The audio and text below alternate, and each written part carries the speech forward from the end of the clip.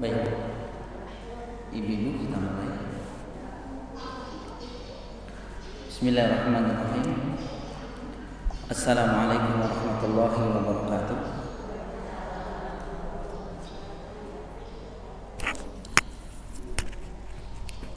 Innal hamdalillah nahmaduhu wa nasta'inuhu wa nastaghfiruh wa na'udzu billahi min syururi anfusina wa min sayyiati a'malina. Man yahdihillahu fala mudhillalah wa man yudlil fala hadiyalah. Asyhadu an la ilaha illallah wahdahu la syarikalah wa asyhadu anna Muhammadan abduhu wa rasuluh. Allahumma salli ala Muhammadin wa ala ali Muhammad. Qala Allahu azza wa jalla fil Qur'anil azim, ya ayyuhalladzina amanu taqullaha haqqa tuqatih wa la tamutunna illa wa antum muslimun. Ya ayyuhalladzina amanu taqullaha wa qulu qawlan sadida yuslih lakum a'malakum wa yaghfir lakum dhunubakum wa may yuti'illaha wa rasulahu faqad faza fawzan 'azima. Tsumma ma ba'du, wa qala nabiyyu sallallahu alaihi wasallam, fa inna asdaqal hadithi kitabullah wa khairal huda huda Muhammadin sallallahu alaihi wasallam wa syarrul umuri muhdatsatuha wa kullu muhdatsatin bid'ah wa kullu bid'atin dhalalah. Ibu-ibu yang dirahmati Allah Subhanahu wa taala, awalan kita membuka majelis di pagi yang mulia ini dengan mengawali nasykurullah azza wa jalla, dengan memanjatkan puji dan syukur kita kepada Allah azza wa jalla alladzi qad a'tana aw manahana nikmatan katsiratan. Alhamdulillah, di pagi yang mulia ini Allah Subhanahu wa taala berkenan memberikan, melimpahkan kepada kita karunia nikmat yang begitu banyak, hatta najtami'u fi hadzal al-makan al-mubarak insyaallah taala, sehingga dengan nikmat yang Allah Subhanahu wa taala tersebut kita dikumpulkan oleh Allah Subhanahu wa taala di tempat yang diberkahi ini insyaallah taala. Mudah-mudahan berkumpulnya kita di tempat yang mulia ini mendapatkan keberkahan, mendapatkan rahmat dari Allah Subhanahu wa taala. Sebagaimana Nabi sallallahu alaihi wa alihi wasallam, beliau pernah bersabda, majtama qaumun fi baitin min buyutillahi yatluna kitaballahi wa yatadarasunahu bainahum illa nazalat alaihimus sakinah wa ghasyiyatuhumur rahmah wa khaffathumul malaikah wa dzakarahumullahu fi man indah, atau kama qala Nabi sallallahu alaihi wa ala alihi wasallam. Dalam hadis yang mulia ini, ibu-ibu sekalian, beliau sallallahu alaihi wasallam menjelaskan, majtama'a qaumun, tidaklah sekelompok orang mereka berkumpul fi baitin min buyutillah, di rumah di antara rumah-rumah Allah, yakni masjid Allah, atau mungkin di musola, di langgar. Apa yang mereka lakukan berkumpulnya di rumah Allah tersebut, ibu-ibu? Tentu bukan melakukan perbuatan yang sia-sia, bukan juga melakukan perbuatan maksiat atau dosa, namun mereka lakukan berkumpul di rumah di antara Allah Subhanahu wa taala, yatluna kitaballah, yakni mereka membaca kitab Allah, membaca ayat-ayat Allah Subhanahu wa taala, baik dari Al-Qur'anul Karim maupun ayat-ayat Allah dari hadis-hadis Nabi sallallahu alaihi wasallam. Karena hadis-hadis Nabi sallallahu alaihi wasallam adalah perkataan dari Nabi kita Muhammad sallallahu alaihi wasallam, tentu perkataan beliau tidak mungkin keluar dari hawa nafsu beliau, namun yang beliau sampaikan itu wahyu dari Allah Subhanahu wa taala. Oleh karena itu ayat-ayat Allah bisa dari Al-Qur'anul Karim, bisa dari hadis-hadis Nabi sallallahu alaihi wasallam. Wa yatadarasunahu bainahum. Tidak hanya membaca ayat-ayat Allah yang mereka lakukan di rumah, di antara rumah-rumah Allah, namun mereka mempelajari di antara mereka. Al-Quran dan hadis dijelaskan. Maka beliau SAW menyatakan tidaklah mereka akan diberikan 4 keistimewaan. Orang-orang yang berkumpul di masjid atau di rumah, di antara rumah-rumah Allah Subhanahu wa taala, membaca ayat-ayat Allah Subhanahu wa taala dan menjelaskan atau mempelajari tentang ayat-ayat Allah Subhanahu wa taala tersebut, illa nazalat alaihi sakinah. Maka keutamaan yang pertama adalah kecuali mereka akan diberikan ketenangan. Ya, diberikan ketenangan. Dan ini insya Allah terbukti bagi ibu-ibu sekalian yang sudah rutin untuk bermajelis ilmu. Insya Allah Allah berikan ketenangan dalam hatinya. Wa ghasyiyatuhumur rahmah. Yang kedua, ketahuilah ibu-ibu sekalian, mereka yang duduk di majelis ilmu itu dinaungi dengan rahmat Allah Subhanahu wa taala. Dinaungi dengan kasih sayang Allah Subhanahu wa taala. Maka sebagian ulama mengatakan demikian Ibu. Mumpung Allah Subhanahu wa taala sedang menaungi rahmat, menaungi kasih sayangnya kepada kita, maka ibu-ibu sekalian banyak berdoa kepada Allah Subhanahu wa taala. Banyak berdoa kepada Allah Subhanahu wa taala di ketika majelis ilmu ini, karena Allah Subhanahu wa taala sedang menaungi dengan rahmatnya, kasih sayangnya kepada kita, dengan harapan mudah-mudahan doa-doa kita diijabahi oleh Allah Subhanahu wa taala. Wa hafathumul malaikah. Yang ketiga, mungkin yang hadir bisa dihitung dengan jari ibu-ibu sekalian ya. Namun ketahuilah ibu-ibu sekalian, beliau SAW mengatakan bahwa mereka yang duduk di majelis ilmu itu dikelilingi oleh para malaikat. Masya Allah ya. Jadi jumlahnya itu mungkin bisa ribuan, karena kita tidak mengetahui berapa jumlah para malaikat yang mengitari orang-orang yang duduk di majelis ilmu. Dan yang keempat adalah wa dzakarahumullahu fi man indah. Dan orang-orang yang duduk di majelis ilmu tersebut, mereka akan dipamerkan nama-namanya di depan makhluk Allah yang dekat dengannya, yaitu para malaikat Allah Subhanahu wa taala. Ibu mungkin namanya tidak terdengar di dunia ini, tidak terkenal. Nama-nama ibu tidak terkenal. Namun ternyata nama-nama ibu itu terkenal di langit sana. Menggelegar di langit sana. Si fulan, si fulan, si fulana, si fulana. Mereka lah yang bermajelis ilmu. Subhanallah. Oleh karena itu kaum muslimin, ibu-ibu sekalian rahimakumullah, hendaklah kita bersyukur kepada Allah Subhanahu wa taala, karena Allah masih memberikan kesempatan buat kita dan memudahkan kita untuk beribadah di pagi yang mulia ini. Alhamdulillah, pagi yang mulia ini kita sudah memasuki bulan apa Ibu? Sya'ban. Bulan Sya'ban. Di tanggal berapa ini? 2 ya. Artinya ibu-ibu sekalian rahimakumullah, berapa hari lagi kita akan dihadapkan dengan 1 bulan yang penuh berkahan, yaitu bulan Ramadan. Ibu-ibu sudah siap menyambut bulan Ramadan? Sudah siap? Sudah. Apa yang ibu siapkan? Hah? Bisnis? Ya, jangan. Ramadan identik dengan bisnis. Tidak mengapa. Karena mungkin Ramadan yang penuh dengan keberkahan itu diantaranya keberkahan masalah rizki. Namun juga jangan 90% pikirannya adalah bisnis. Biasanya kalau ibu-ibu bisnisnya apa? Wetar, lebaran ya. Sudah belanja apa namanya, yang buat wadahnya itu, toples-toplesnya.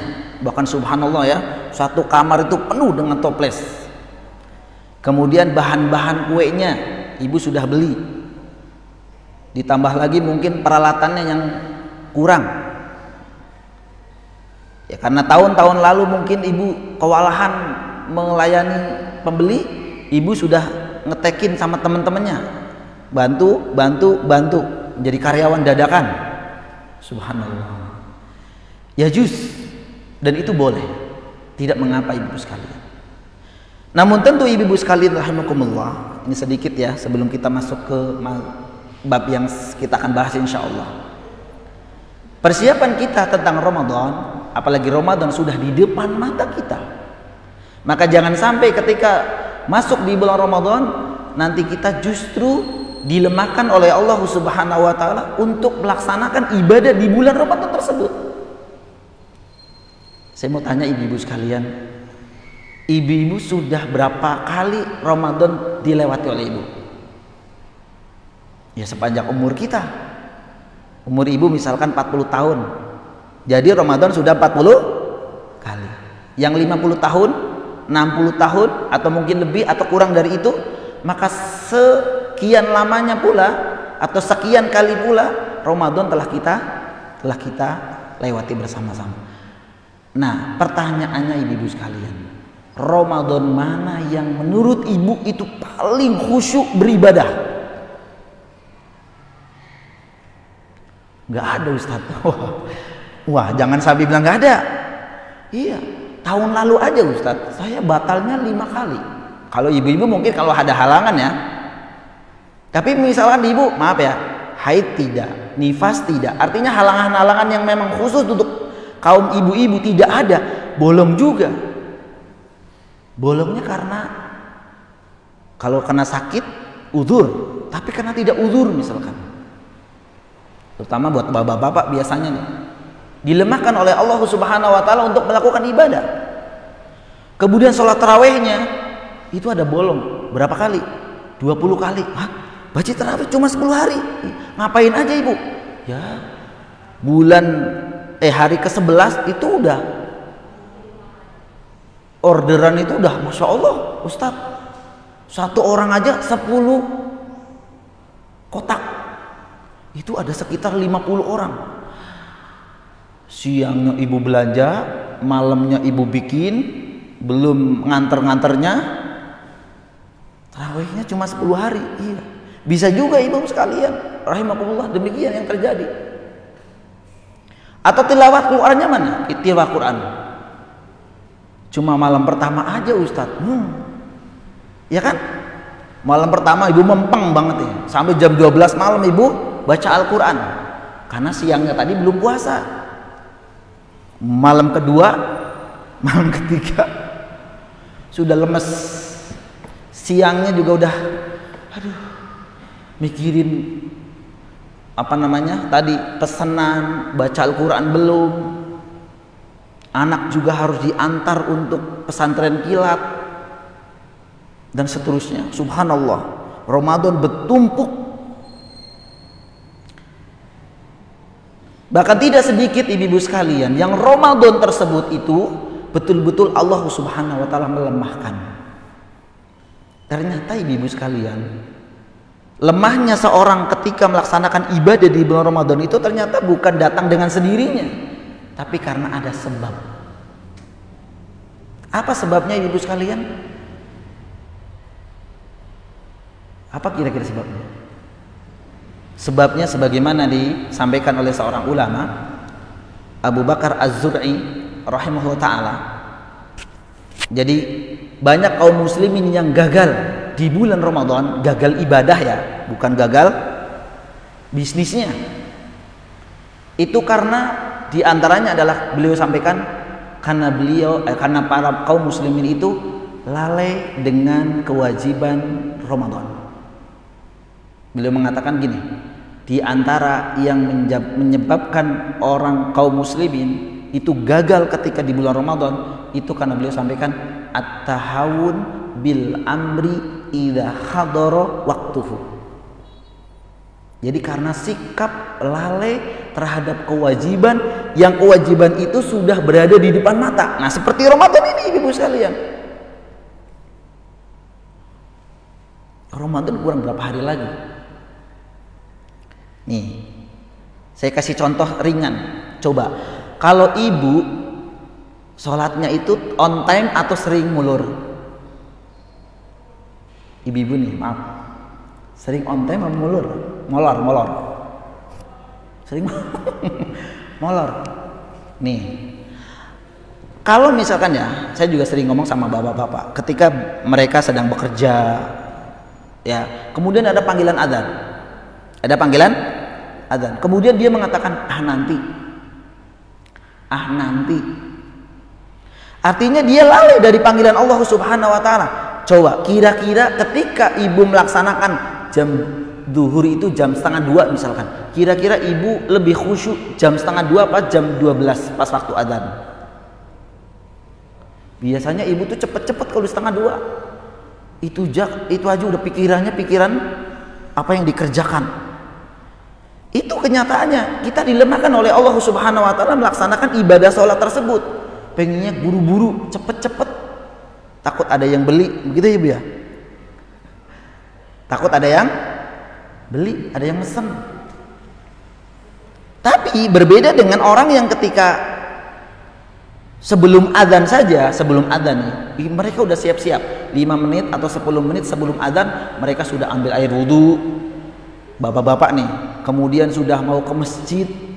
Itu berbeda biasanya orang yang udah qomat baru siap-siap, sampai sini udah salam. Sholatnya sendirian, dilihatin oleh orang-orang banyak. Biasanya Allahu Akbar, sami Allahu Akbar, Allahu Akbar, Allahu Akbar. Biar pulangnya bareng sama mereka.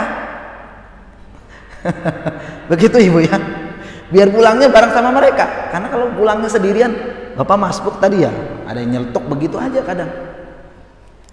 Jadi ibu-ibu sekalian, beliau sampaikan ternyata sebab diantara seorang itu gagal di bulan Ramadan karena kurang persiapan. Kurang persiapan ibu-ibu sekalian. Makanya tadi saya tanya ibu-ibu, udah siap belum? Siap, Masya Allah, khair. Tapi pertanyaan kedua, persiapannya apa? Kalau yang disebutkan tadi yang pertama adalah, ya maaf ibu bisnis, persiapannya begini, bukan masalah ibadah, maka sangat disayangkan. Maka tentu ibu-ibu sekalian, ini belum terlambat. Yang pertama persiapan yang kita lakukan, sebagaimana para ulama melakukannya, adalah persiapan berdoa kepada Allah Subhanahu wa taala agar dimasukkan ke dalam bulan Ramadan dan agar dimudahkan untuk beribadah di dalamnya. Banyak berdoa ibu sekalian. Ya, jadi ibu kadang-kadang kan menggampangkan ibu. Ramadan kayak gitu aja bukan? Siangnya puasa, berbuka, tarawih, sholat subuh atau sahur, masakan sahur dulu. Begitu terus. Memang ada istimewanya apa? Kayak gitu terus. Namun buktinya ibu-ibu sekalian, kenapa kok Ramadan yang telah kita lewati itu banyak Ramadan yang tidak sempurna kita lewati?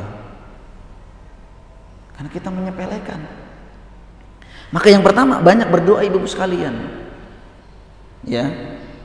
Doa minta kemudahan untuk beribadah di bulan Ramadan. Yang kedua, ini sebenarnya bukan materinya, tapi saya sampaikan biar ibu-ibu ini, karena kemungkinan di bulan depan kita sudah masuk Ramadan ibu ya, kajian setelah ini. Kemudian yang kedua adalah persiapan kita adalah taubat,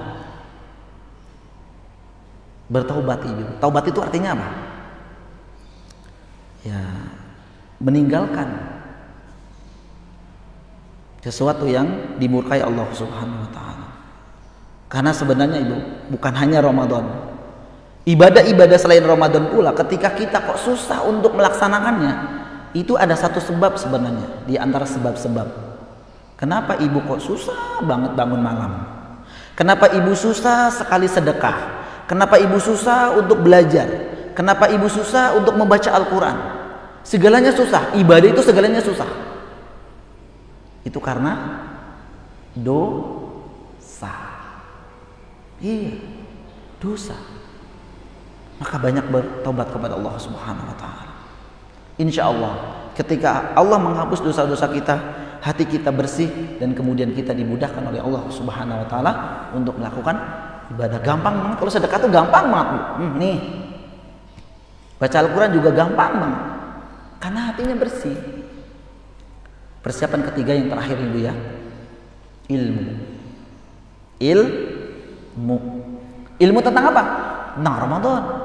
Jadi mempelajari Ramadan jangan di bulan Ramadan. Tapi mempelajari Ramadan sebelum dilakukannya. Sehingga ketika datang atau masuk ke dalam bulan Ramadan, kita melaksanakan ibadah di bulan Ramadan itu sesuai dengan ilmu. Ya. Saya contohkan Ibu ya. Dulu ya. Pernah ada yang bertanya gini.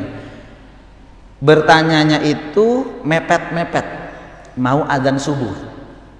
Udah gitu telepon,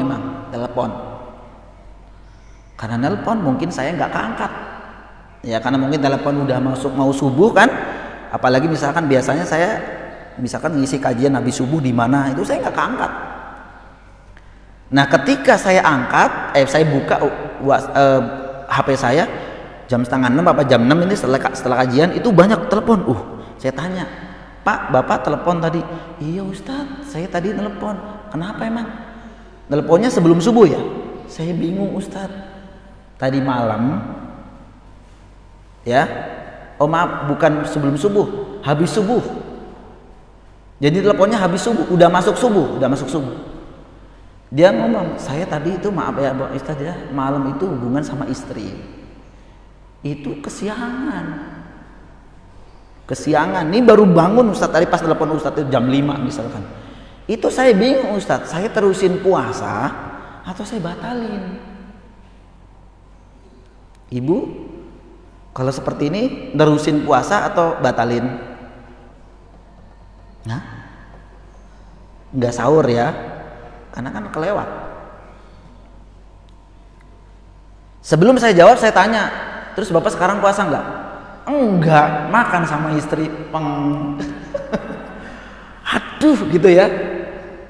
Sebenarnya saya sampaikan, Nabi SAW pun pernah terjadi demikian ketika beliau SAW itu berhubungan dengan Aisyah semalam ya, di malam harinya. Kemudian beliau pernah itu bangun, tidaklah bangun kecuali sudah masuk sholat subuh, maka beliau melanjutkan puasanya. Yang penting jangan makan. Bapak ini sama istrinya karena tidak ada ilmu tidak ada ilmu, sahurnya jam 5, ya sudah batal. Nah ini diantaranya ini Ibu sekalian. Maka persiapan ilmu, karena segala sesuatu jika dilaksanakan dengan ilmu itu berbeda kualitasnya dengan orang yang melaksanakan itu karena ikut-ikutan. Maka bagaimana Ibu kita berRamadan, bagaimana Nabi ketika makan sahur, bagaimana Nabi ketika siangnya, bagaimana Nabi ketika berbuka, bagaimana Nabi ketika sholat tarawih, itu harus dengan ilmu Ibu sekalian. Demikian Ibu sekalian rahimakumullah. Ala kulli hal, kita berdoa kepada Allah Subhanahu wa taala, mudah-mudahan kita semua dimasukkan ke dalam bulan Ramadan di tahun ini Ibu sekalian ya. Allahumma sallimna ila Ramadan wa sallimni Ramadana. Ya Allah, mudah-mudahan Ramadan itu, mudah-mudahan kita dihadirkan kepada Ramadan, dan mudah-mudahan Ramadan itu didatangkan kepada kita. Amin ya rabbal alamin. Baik Ibu sekalian rahimakumullah, saya mohon maaf ini tadi menyinggung sedikit tentang persiapan tentang Ramadan ya. Karena memang sudah di depan mata. Jangan sampai persiapan kita hanya duniawi saja. Jangan. Sekalipun itu adalah boleh. Tidak mengapa. Namun yang terpenting sebenarnya persiapan ibadah. Jangan sampai Ibu, singkatnya begini, jangan sampai Ibu nanti ketika memakai baju baru di Idul Fitri, Ibu rasanya gerah, panas. Setelah sholat Idul Fitri pulang ganti lagi. Ditanya oleh anak, Bu kok ganti? Gerah, gak enak. Jangan sampai itu karena memang hawa Ibu. Karena apa? Ya puasa enggak, tarawih enggak, ngapain ikut lebaran? Jadi hawanya udah gak enak banget gitu ya. Tapi berbeda dengan orang yang dari awal Ramadan sampai dengan akhir Ramadan itu diisi dengan ibadah. Maka ketika Idul Fitri itu semangat. Semangat. Karena ini hari kemenangan. Itu memang hawa-hawa ruh dari orang yang gak pernah ibadah di bulan Ramadan juga akan terasa ketika di akhir Ramadan. Dia lemes gitu. Orang-orang pada seneng, dia mah enggak, di rumah aja, nongkrong di rumah. Pak, mana? Gak mau, malu saya. Kenapa malu? Iya, puasa enggak, tarawih juga enggak. Subhanallah. Baik, mudah-mudahan bermanfaat ibu sekalian. Wal'an insyaallah nastamir fi babil 14. Insyaallah kita lanjutkan di bab 14. Ibu sekalian ya, di bab 14. Dan bab 14 ini pun masih ada hubungannya dengan bab sebelum-sebelumnya. Jadi muallif rahimahullah taala di bab-bab ini kemarin sampaikan 10, 11, 12, 13 dan 14 ini menyebutkan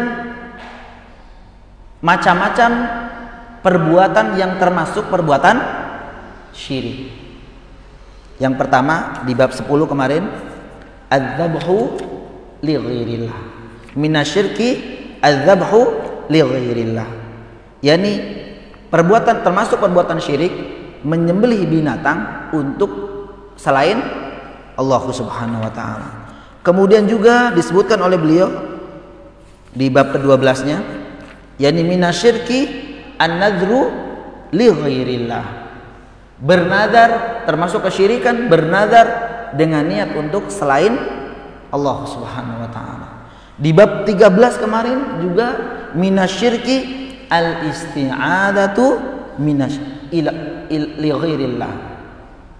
Termasuk perbuatan syirik meminta perlindungan kepada selain Allah Subhanahu wa taala. Dan di bab 14 ini pun masih membahas mirip dengan yang sebelumnya, yakni minasyirki al-istighosatu li ghairillah. Yani bab beristighosah kepada selain Allah Subhanahu wa taala. Istighosah. Ibu pernah beristighosah? Pernah beristighosah ibu? Belum pernah Ustaz saya. Ini juga baru dengar. Mungkin udah, cuma nggak tahu yang dilakukan ternyata istighosah. Iya, kadang kan kita begitu biasanya. Udah sering melakukan tapi nggak tahu namanya. Saya tanya, ibu sering baca hauqolah nggak? Nggak pernah Ustaz. Nggak pernah baca hauqolah? Enggak. La haula wala quwata illa billah. Nah, itu sering. Itu hauqolah namanya. Gitu. Berbeda dengan yang sudah familiar, istighfar. Saya sering tahu ibu ya, ibu tahu istighfar. Istighfar dong dek. Nah sering istighfar dong mas. Sering. Tapi kalau nama-nama, coba kalau ada kematian, kalau ada sesuatu yang tidak menyenangkan, maka kita boleh membaca istirja. Istirja itu apa? Ngapain juga baca istirja? Apal enggak istirja? Enggak pernah saya. Kalau ibu mendengar kematian baca inna lillahi wa inna ilaihi rajiun. Baik yang meninggal itu kaum muslimin atau orang kafir itu juga dibolehkan. Karena itu bukan isinya doa. Bukan doa ya. Boleh. Nah, itu namanya istirja. Istirja. Karena ibu nggak tahu namanya. Begitu juga istighosah. Istighosah. Mahiyya istighosah. Maka kita awali dari pembahasan atau makna dari istighosah. Ya. Istighosah sebagaimana Ibnu Taimiyah rahimahullah taala pernah mendefinisikan atau mengartikan al-istighosatu hiya talabil ghauth. Talabil ghauth. Talabil ghauth itu meminta al-ghauth. Ghauth itu artinya pertolongan atau bantuan.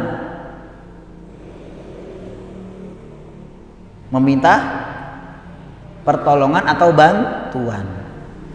Nah, coba tanya pada ibu, ibu pernah beristighosah? Wah, ini mah pernah, Ustaz. Pernah ya? Pernah, terutama ketika masalah uang. Udah ada surat dari sekolahan mau PTS lunas SPP sampai bulan Maret, uang gedung, buku, wah macam-macam. Ibu dan suami mungkin belum siap. Nah, ibu beristighosah kepada siapa?